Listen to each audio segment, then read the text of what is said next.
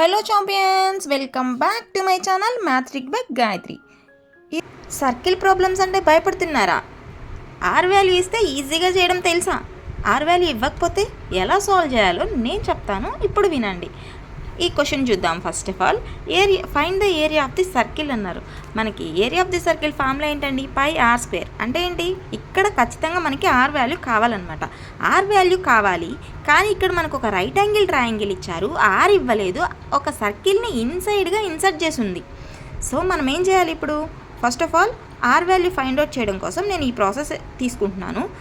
ఇది రైట్ యాంగిల్లో కనిపిస్తుంది. రైట్ యాంగిల్ అంటే కనిపిస్తుంది అంటే ఏం యూస్ చేయొచ్చు? పైథాగరస్ థీరం యూస్ చేయొచ్చు కదా. అంటే ఏంటి? Hypotenuse square equal side square plus side square అనమాట. అది అప్లై చేసి నేను ఏసీ వాల్యూని ఫైండ్ అవుట్ చేయబోతున్నాను. చూడండి, 9 స్క్వేర్ ప్లస్ 12 స్క్వేర్ అంటే 81 ప్లస్ 144 అంటే 225 వస్తుంది. ఇక్కడ స్క్వేర్ ఉంది, ఇటు సైడ్ వస్తే ఏమవుతుంది? రూట్ అవుతుంది. So AC equal to square root of 225 అవుతుంది. అంటే ఎంత అండి? 15 కదా. సో ఏసీ వాల్యూ ఈజ్ 15 అనమాట. ఇప్పుడు మనకి 3 సైడ్స్ వాల్యూ తెలుసు అనమాట. ఇప్పుడు రేడియస్ అండి. రేడియస్ అంటే ఏంటి? The distance from A centre to any point on a circle is called radius. So ఇక్కడ ఏబీ సైడ్ నేను ఏం చేస్తున్నాను?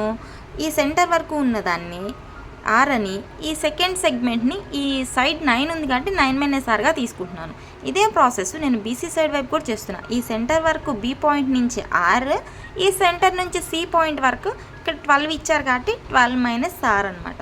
ఇక్కడ జాగ్రత్తగా చూడండి, మనకి ఇది ఎలా కనిపిస్తుంది అంటే ఈక్వాలిటీ ఆఫ్ టాంజెంట్ థీరంలో కనిపిస్తుంది.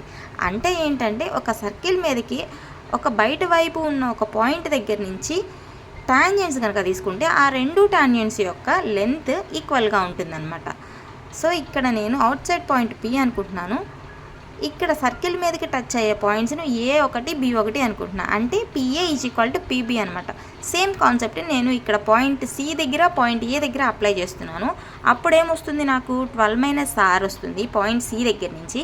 పాయింట్ ఏ దగ్గర నుంచి 9 - ఆర్ వస్తుంది.